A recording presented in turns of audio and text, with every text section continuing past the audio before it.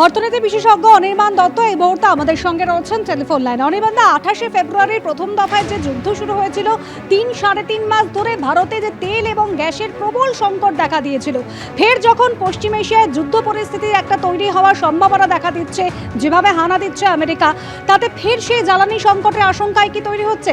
ইতিমধ্যেই শেয়ার বাজারের সূচনাও পতন হয়েছে। আজকে 130 দিন অতিক্রান্ত হলো 28শে ফেব্রুয়ারি থেকে আজকে 9 জুলাই। যুদ্ধের দামামা যখন বেড়েছিল, আমরা ভারতবর্ষের অর্থনৈতিক যে পরিকাঠামো, সেই পরিকাঠামোটাতে আমরা একটুখানি দেখেছিলাম যে সরকার কিন্তু আমাদের পাশে দাঁড়িয়েছিল। একটা গ্যাসের সংকুলান হয়েছিল, রান্নার গ্যাসের দাম বেড়েছিল, কিন্তু পেট্রোল ডিজেলের দাম অনেক দিন পর বেড়েছিল। এই মুহূর্তে দাঁড়িয়ে আজকের ঠিক আগে অবধি কিন্তু ভারতবর্ষ জুড়ে একটা দাবি উঠেছিল যে পেট্রোল ডিজেলের দাম যেহেতু বেড়েছিল, সেটাকে যাতে কমানো যায়, কারণ আন্তর্জাতিক বাজারে ব্রেন্ট ক্রুড $80 নিচে নেমে গেছিল। আমরা সারা বিশ্ব জুড়ে দেখেছিলাম যুদ্ধের দামামাটা কমে গেছিল, যুদ্ধ থেকে শান্তির দিকে মানুষ অপেক্ষা করছিল। সেই জায়গাতে দাঁড়িয়ে হঠাৎ করে আজকে যে ঘটনাটা ঘটলো, তাতে আগামী কয়েক ঘন্টা বা কয়েকদিন বিশ্ব অর্থনীতি অশান্ত থাকবে।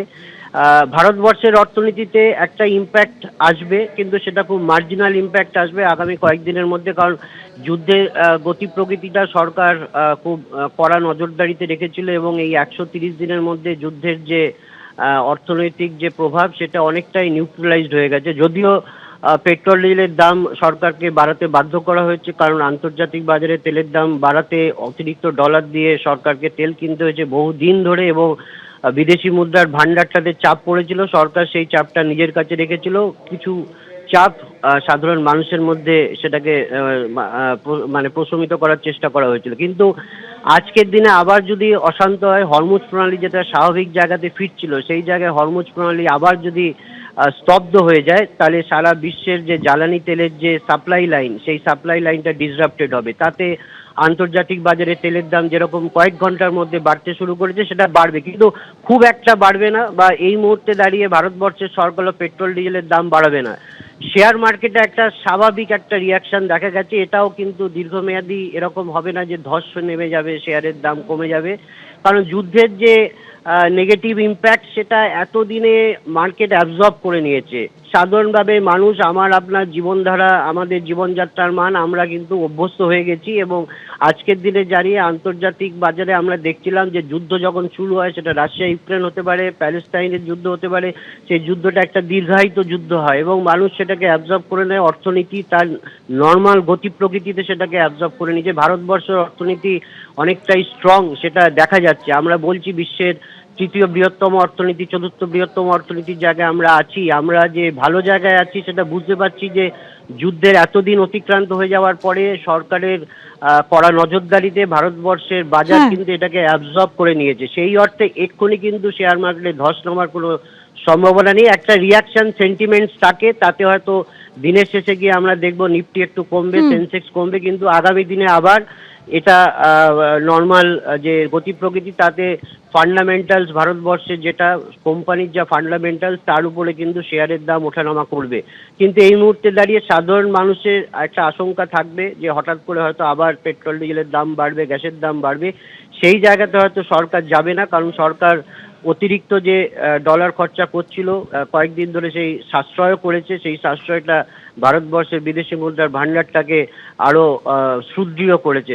সরকার নজর রাখবে। ভারতবর্ষের মানুষের এই মুহূর্তে আশঙ্কার জায়গা নেই, কিন্তু এই যুদ্ধ যদি আবার শুরু হয়, এবং আমরা জানি যে ট্রাম্পের ভাবমূর্তি সারা বিশ্বের কাছে একদম নিচে নেমে যাচ্ছে, উনি কেন এইসব করছেন, তাতে কিন্তু সারা বিশ্বের অর্থনীতিতে কিন্তু একটা প্রভাব পড়ছে। আমেরিকার অর্থনীতি, ভালো এটা বুঝতে হবে যে আমেরিকার অর্থনীতি কিন্তু একদম নিম্নগামী হচ্ছে। ভারতবর্ষের মানুষ যেরকম কষ্ট পাচ্ছেন, একেবারে অনির্বাণদা, বিশ্ববাজারে তো প্রভাব পড়ছে, তবে ভারতের অর্থনীতি যথেষ্ট মজবুত, আশঙ্কার এখনই কোনো জায়গা নেই মনে করছেন অনির্বাণ দত্ত।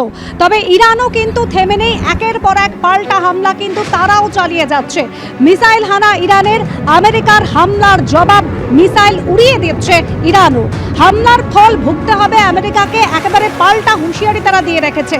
ফোন করে সমঝোতা আসতে চাইছে ইরান সাংবাদিকদের কাছে, যদিও ডোনাল্ড ট্রাম্প দাবি করেছিলেন ইরানের হামলার আশঙ্কা। ইতিমধ্যে বাহরিন, কুয়েত, কাতারে এয়ার সাইরেন বাজতে শুরু করেছে।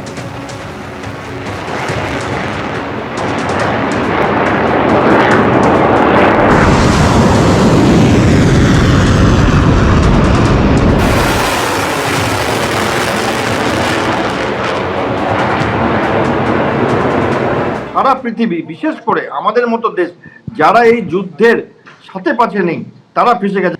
আমাদের এখন ভুগতে হবে, কারণ ইতিমধ্যেই আমরা দেখতে পাচ্ছি যে তেলের দাম 7-8% বেড়ে গেছে, আজকে হয়তো আরো বেড়ে যাবে। গতকাল বেশ কিছু মার্কেট পড়েছে, এবং এর কারণ দেখতে হলে ইরানের গোয়ার্তুমি বলা যায়, এবং ইরানের নিউক্লিয়ার পাওয়ার নিয়ে গোয়ার্তুমি, হিজবুল্লাহকে এবং সিরিয়াকে ইসরায়েলের সাথে যুদ্ধ না করতে দেওয়া নিয়ে গোয়ার্তুমি, ইসরায়েলের গোয়ার্তুমি এবং আমেরিকারও কিছুটা গোয়ার্তুমি। এই মুহূর্তে ভারত মানে অ্যাকচুয়ালি ভারত সেলফ ডিফেন্সে আছে, কারণ ভারতের মুদ্রাস্ফীতি হয়ে যাবে, ভারতের তেলের দাম বেড়ে যাবে, এবং ডোনাল্ড ট্রাম্পের সাথে এই মুহূর্তে ভারতবর্ষের যা সম্পর্ক, সেখানে মনে হয় না তিনি পাকিস্তানের ঘাট থেকে নেমে বা পাকিস্তানকে কোলে বসিয়ে রেখেছেন, সেখানে ভারতকে উনি নেবেন এবং ভারতও এর মধ্যে জড়াতে চাইবে, আমার মনে হয় না।